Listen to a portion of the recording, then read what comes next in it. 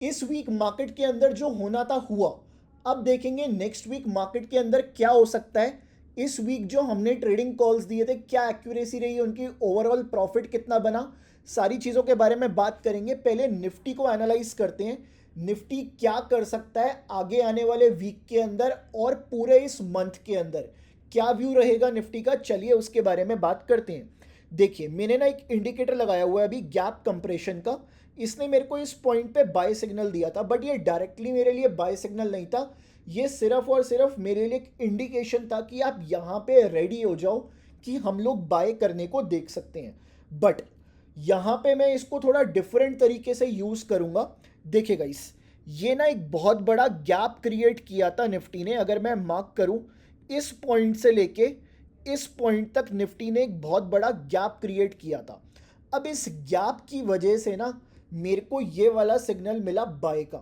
अब आप देखो कैसे मैं इस गैप का यूज़ करता हूँ अपने लेवल्स निकालने के लिए और निफ्टी को एनालाइज करने के लिए नेक्स्ट वीक के लिए निफ्टी कैसा रह सकता है। देखिए सबसे पहले मैं यहाँ पे मार्क करूँगा अपना एंकर्ड वीवैप। इस वाली कैंडल से मैंने अपना एंकर्ड वीवैप मार्क किया। अब आप देखिएगा प्राइस क्या चल रहा है, एंकर्ड वीवैप के ऊपर ही क्लोज कर रहा है। यहाँ पे नीचे आने की कोशिश करी बट नीचे क्लोजिंग नहीं दी। फिर इस पॉइंट पे आके प्राइस ने क्या किया, नीचे क्लोज कर दिया। तो इसी कैंडल की वजह से बाजार क्या हुआ, खराब होना स्टार्ट हो गया। इसी कैंडल के बाद ना बाजार खराब होना स्टार्ट हो गया था। तो इसीलिए मैं क्या करूँगा, अब यहाँ से लेके इस कैंडल तक मार्क करूँगा अपना एक volume fixed range volume profile का इंडिकेटर। तो यहाँ से लेके मैंने यहाँ तक मार्क किया। अब आप देखिए इस कैंडल से लेके इस कैंडल तक जो मार्केट में कंट्रोल था ना, पॉइंट ऑफ कंट्रोल था, वो था 24,250 के ऊपर। तो निफ्टी में जो 24,250 का लेवल है, ये वाला जो लेवल है ये एक सपोर्ट या रेजिस्टेंस की तरह एक्ट करने वाला था। अब आप देखिए हुआ क्या, प्राइस नीचे तो आया बट जैसे ही ये इस लेवल के ऊपर जा रहा है ना, यहाँ पे हमें बड़ी सेलिंग देखने को मिल रही है। तो जो पहला कॉशन का लेवल बन रहा था, कब तक बन रहा था, जब तक बाजार इस गैप को फिल ना कर दे और यहाँ से डिमांड ना ले ले। डिमांड कहाँ से ना ले ले, इस वाली कैंडल से जब तक बाजार डिमांड ना ले ले तब तक 24,250 एक रेजिस्टेंस की तरह काम कर रहा था। अब हुआ क्या, ये रेजिस्टेंस की तरह जो काम है ना अब करना छोड़ देगा। उसका रीज़न क्या है, यहाँ पे आप चेक करो, प्राइस जब नीचे आया, प्राइस जब नीचे आया इस वीक के अंदर, परसों वेंसडे के दिन, तो इसने यहाँ से डिमांड लेने की कोशिश करी और ऊपर जाने की कोशिश कर रहा है बाजार लगातार। तो ये वाला जो जोन है ना, ये एक प्रॉपर डिमांड जोन की तरह एक्ट कर सकता है। तो चलिए इस जोन को हम एक बार अपना डिमांड जोन बना देते हैं। ठीक है, थोड़ा सा इसको हम लोग कलर दे देते हैं, ग्रीन कलर का शेड दे देते हैं इस जोन को, और इसमें एक कलर फिल भी दे देते हैं ग्रीन कलर का, थोड़ा सा और डार्क कर देते हैं, इसकी ओपेसिटी को और डार्क कर देते हैं। तो ये हमारे लिए कौन सा जोन है, ये है हमारे लिए डिमांड जोन। चलिए तो अब बाजार क्या कर रहा है, इसी डिमांड जोन से डिमांड लेने की कोशिश करेगा और यहाँ से ऊपर जाता हुआ हम लोगों को दिख सकता है। अब ऊपर जाने के लिए हम ब्रेकआउट का कंफर्मेशन लेंगे। देखो ब्रेकआउट के कंफर्मेशन लेने के लिए ना दो तरीके हैं, या तो मैं ऊपर से एक ट्रेंड लाइन मार्किंग कर लूँ। चलिए तो एक ट्रेंड लाइन मार्किंग करते हैं। ठीक है, सबसे पहले एक ट्रेंड की मार्किंग करेंगे, फिर उसके बाद ट्रेंड लाइन की मार्किंग करेंगे। मैं अभी ना यहाँ पे एक बेसिक ट्रेंड मार्किंग कर रहा हूँ। ठीक है, इसी को मैं लेके चलता हूँ आगे। सो ये मेरे लिए एक ट्रेंड था जिसमें मैं हर एक हाइज और हर एक लोज को मार्क कर रहा हूँ। तो ये क्या था, ये बेसिकली एक इंड्यूसमेंट थी। ठीक है, इसको मैं वाइट कर देता हूँ, वाइट कलर में इंड्यूसमेंट्स है मेरे लिए। अब जो नेक्स्ट लेवल आ रहा है बाजार का वो कहीं ना कहीं इस पॉइंट पे आ रहा है और उसके बाद बाजार ने यहाँ पे आके अपना लो बनाया। ठीक है, तो ये क्या है बाजार का, ये है बाजार का अगला लोअर हाई। देखिएगा अगर बाजार अपने इस लोअर हाई को तोड़ता है जो कि अभी मेरे लिए इमीडिएट लेवल है, ठीक है, मेरे लिए अभी इमीडिएट लेवल कौन सा है जिसके ऊपर बाजार मेरे को बुलिश होता हुआ दिखेगा, वो 24,100 का आ रहा है। बट बीच में ना सिनारियो बदल सकता है, जो आगे आने वाला वीक है ना उसके अंदर सिनारियो बदलता हुआ दिख सकता है। कैसे बदल सकता है देखिएगा, इस अगर प्राइस अभी यहाँ चल रहा है बट वापस बाजार डिमांड लेने के लिए आए, तो यही वाला लेवल हमारे लिए एक ब्रेकआउट का लेवल बन जाएगा। देखिए, अगर प्राइस कुछ ऐसा कर दे कि यहाँ पे डिमांड लेने के लिए आए, इसको मैं दोबारा से इसका कलर थोड़ा सा चेंज कर लेता हूँ ताकि आप लोगों को दिक्कत ना आए। देखिए, प्राइस यहाँ से ऊपर जाए और वापस इस लो को ब्रेक करके नीचे आए, डिमांड ले और फिर वापस ऊपर जाने की कोशिश करे, तो ये वाला लेवल इस पॉइंट पे जहाँ पे भी ये हाई बनाएगा ना, वो वाला लेवल हमारे लिए ब्रेकआउट का लेवल बन जाएगा। तो इस चीज़ का आप लोग खास ध्यान रख के चलेंगे, ठीक है। तो मैंने आपको पहला पार्ट बता दिया है। अब नेक्स्ट क्या कर सकते हैं सेलिंग साइड के लिए, तो सेलिंग के लिए भी एक बार चेक कर लेते हैं। मैं सारी ड्राइंग्स अभी हटाता हूँ। देखिए गाइस, अभी बाजार ने गैप कहाँ पे छोड़ा हुआ है उसको हम लोग एनालाइज करेंगे। ये वाला आप गैप चेक करो, बट मेरे इंडिकेटर ने ना मेरे को अभी सेल का सिग्नल नहीं दिया, जैसे यहाँ पे बाय का दिया था, तो इसने यहाँ पे मेरे को सेल का सिग्नल नहीं दिया।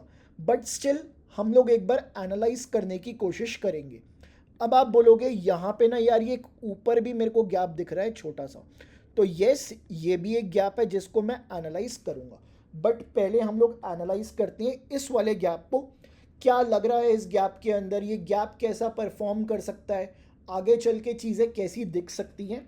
तो देखिए गाइस, अभी भी ये गैप फुलफिल नहीं हुआ है, ठीक है। जब तक ये गैप फुलफिल नहीं होता तब तक मार्केट सेम वे में रिएक्ट करता हुआ दिख सकता है। देखिए, अब आप चेक करना, यहाँ पे अगर मैं अपना एंकर्ड वीवैप लगाता हूँ, ठीक है, इस कैंडल से एंकर्ड वीवैप लगाता हूँ, तो मेरे लिए ब्रेकआउट इस पॉइंट पे आया। अब मैं क्या करूँगा, फिक्स्ड रेंज वॉल्यूम प्रोफाइल लगाऊंगा इस कैंडल से लेके इस कैंडल तक। बट यहाँ पे ना एक छोटी सी दिक्कत है, जो एंकर्ड वीवैप है ना वो नीचे है और मेरा पॉइंट ऑफ कंट्रोल ऊपर आ रहा है। अगर मेरे को बाइंग करनी है तो मैं डिस्काउंट में करूँगा ना, तो मेरे को ये एंकर्ड वीवैप से नीचे चाहिए था अपना point of control, but point of control अभी ऊपर है, तो इसको मैं त्याग दूंगा। अभी मैं इस गैप को छोड़ देता हूँ। मैं एनालाइज करता हूँ ऊपर वाला गैप। इस वाले गैप में आपको कोई भी काम नहीं करना, अब इस गैप को एनालाइज करते हैं, ठीक है। तो सबसे पहले लगाएंगे हम लोग अपना एंकर्ड वीवैप, यहाँ से लेके मैंने मार्किंग कर दी। अब आप देखो, मैं लगाऊंगा अपना फिक्स्ड रेंज वॉल्यूम प्रोफाइल। सो मेरा कहाँ है फिक्स्ड रेंज वॉल्यूम प्रोफाइल, यहाँ पे मिलेगा मेरे को। सो ये रहा मेरा fixed range volume profile. Candle ने कहाँ क्लोज किया, इसने ऊपर क्लोज किया, और परफेक्टली जब इसने ऊपर क्लोज किया तो मेरा पॉइंट ऑफ कंट्रोल नीचे है। तो इसका मतलब क्या है, ये जो मेरा पॉइंट ऑफ कंट्रोल है, इन लाइंस को मैं हटा देता हूँ, ये जो मेरा पॉइंट ऑफ कंट्रोल है बाजार का, एक सेकेंड इसको हटा देते हैं। चलिए, ये जो मेरा पॉइंट ऑफ कंट्रोल है, कहीं ना कहीं इसके नीचे ही मेरे बहुत सारे सपोर्ट पड़े हुए हैं और बहुत सारे डिमांड जोन्स हैं, और नीचे हमने अभी अपने डिमांड जोन्स चेक भी कर लिए हैं। तो इसका मतलब यहाँ से अगर कोई भी बाइंग आती है तो ऊपर मेरे लिए सप्लाई जोन बनेगा, ये वाले लेवल पे मेरे को सतर्क हो जाना है। यहाँ पे मेरे को अपने लॉन्ग्स को क्लोज करने के लिए देखना है, ठीक है।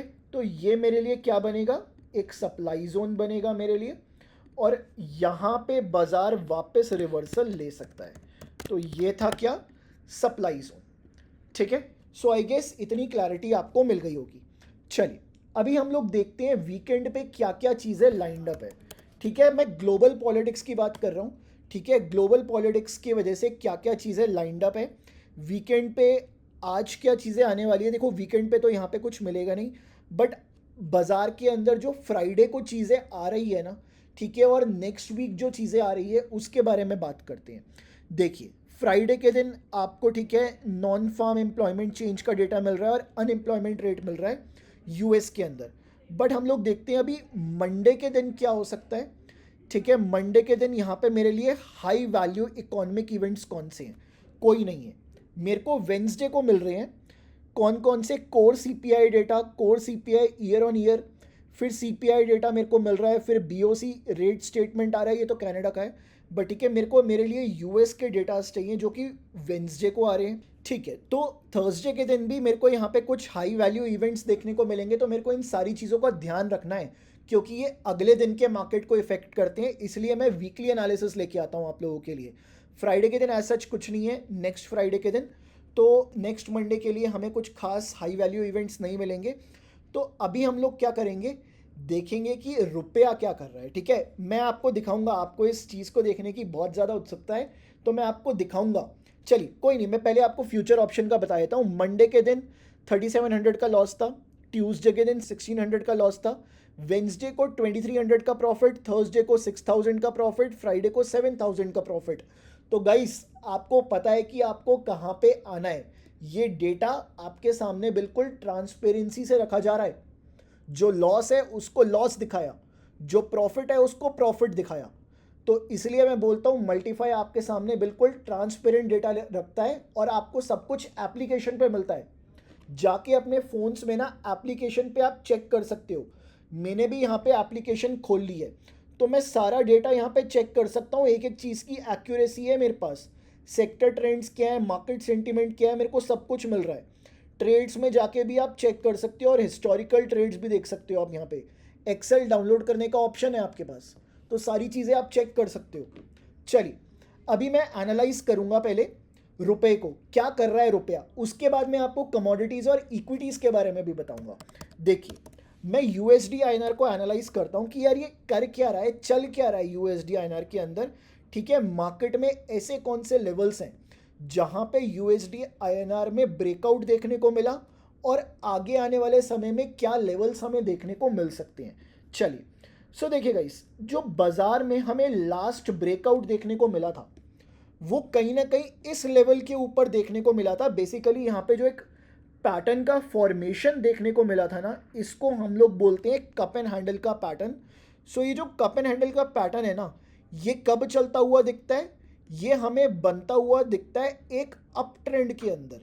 तो यहाँ पे हमें एक कप देखने को मिला और उसके साथ साथ हमें इस पॉइंट के ऊपर एक हैंडल देखने को मिला था। ठीक है, अब आप देखिए जब इसका ब्रेकआउट आता है ना तो हमें अपसाइड कितनी देखने को मिलती है, जितना कप का साइज है ना उतनी ही हमें अपसाइड देखने को मिल सकती है। तो अभी क्या हो रहा है, अभी रुपया इंप्रूव हो रहा है। जब भी आपको रेड कैंडल्स दिखेंगी ना, इसका मतलब है कि रुपया इंप्रूव होता हुआ दिख रहा है, और जब भी आपको ग्रीन कैंडल्स दिखेंगी इसका मतलब है रुपया खराब हो रहा है, डॉलर इंप्रूव हो रहा है। अभी क्या है, रुपया इंप्रूव होता हुआ दिख रहा है, बट हमें यहाँ पर बाजार के अंदर कॉशियस रहने की ज़रूरत है। देखते हैं अभी सरकार की क्या पॉलिसीज़ हैं। एलटीसीजी घटाने की भी या एलटीसीजी को ख़त्म करने की भी बात चल रही है हमारे फाइनेंस मिनिस्टर की तरफ से। अगर वो हो जाए तो डेफिनेटली एफआईआई का पैसा लौटता हुआ दिखेगा बाजार के अंदर, और ऐसी रेड कैंडल्स बहुत सारी दिख सकती हैं हम लोगों को। तो अभी हमें जो इंतज़ार है वो है एलटीसीजी के ऊपर। और अगर कुछ भी नेगेटिव न्यूज़ आती है इंडिया को लेके तो हमें क्या करना है, रुपए के अंदर ना इसका ब्रेकआउट देखने की वेट करनी है। अगर इसका कुछ भी ब्रेकआउट आता है तो हमें वहाँ पे मार्केट में ज़्यादा कॉशियस हो जाना है, निफ्टी के अंदर ज़्यादा कॉशियस हो जाएंगे अगर रुपए में कुछ भी इसका ब्रेकआउट आता हुआ दिखता है हम लोगों को। चलिए बात करते हैं अब कमोडिटीज़ में क्या परफॉर्मेंस रही। देखिए मंडे को 2500 रुपये का लॉस, ट्यूसडे को 2100 का प्रॉफिट, वेंसडे को 2400 का प्रॉफिट, थर्सडे को 530 का प्रॉफिट और फ्राइडे को 2000 रुपये का लॉस। तो ओवरऑल ये वाला जो वीक है ना आपका नेट ब्रेक इवन गया है कमोडिटीज़ के अंदर। और इक्विटीज़ के अंदर तो देखो सीएससी में हमने लॉस बुक किया था 6% का, एक्साइड में 1.5% का, 1.6% का प्रॉफिट, एनएच में 1% का प्रॉफिट, विप्रो में 3% का लॉस। अच्छा ये विप्रो का लॉस मैं आपको बताता हूँ हुआ क्यों, बहुत ज़्यादा न्यूज़ में चल रहा था विप्रो। ठीक है, अब थोड़ी सी भी नेगेटिव न्यूज़ आती है ना, ठीक है, थोड़ी सी भी नेगेटिव न्यूज़ आती है वहाँ पे ना आईटी बहुत ज़्यादा रिएक्ट कर रहा है। उसका रीज़न क्या है, एआई ना बहुत टफ कंपटीशन दे रहा है। अभी मैंने ना एक न्यूज़ सुनी थी, मैं स्टेट भूल गया, कर्नाटका के अंदर शायद या फिर महाराष्ट्र के अंदर एक आईटी कंपनी है जो रातों रात बंद हो गई। ये फ्राइडे की न्यूज़ है। रातों रात बंद हो गई और 700 एम्प्लॉयज़ रातों रात अनएम्प्लॉयड हो गए। तो सोचो कितना बड़ा नंबर है ये। उसके साथ साथ फ्राइडे को हमने पारस में, आईएफसीआई और एसबीआई में प्रॉफिट्स बुक किए। तो आप क्या कर सकते हो, जाके एक बार इन सारे ट्रेड्स को चेक कर सकते हो हमारी एप्लीकेशन के ऊपर, और आपके सामने ना बिल्कुल ट्रांसपेरेंट डेटा रखा जा रहा है। ट्रस्ट मी गाइस, हर एक दिन प्रॉफिट नहीं होते, ठीक है। जहाँ भी आप देख रहे हो हर एक दिन प्रॉफिट्स, प्लीज़ मल्टीफाई पे एक बार आप शिफ्ट करके तो देखो, आपकी ज़िंदगी में आपको बदलाव दिखेंगे, और उन्हीं बदलाव में हम लोग विश्वास रखते हैं। एफएनओ के रिजल्ट्स दिखाए आपको, कमोडिटीज़ के दिखाए, इक्विटीज़ के दिखाए, और सारा आपके सामने ट्रांसपेरेंट एनालिसिस भी रख रहे हैं। तो चैनल को सब्सक्राइब कर लो, कमेंट करके बताओ, और वीडियो को एक बार लाइक ज़रूर कर देना।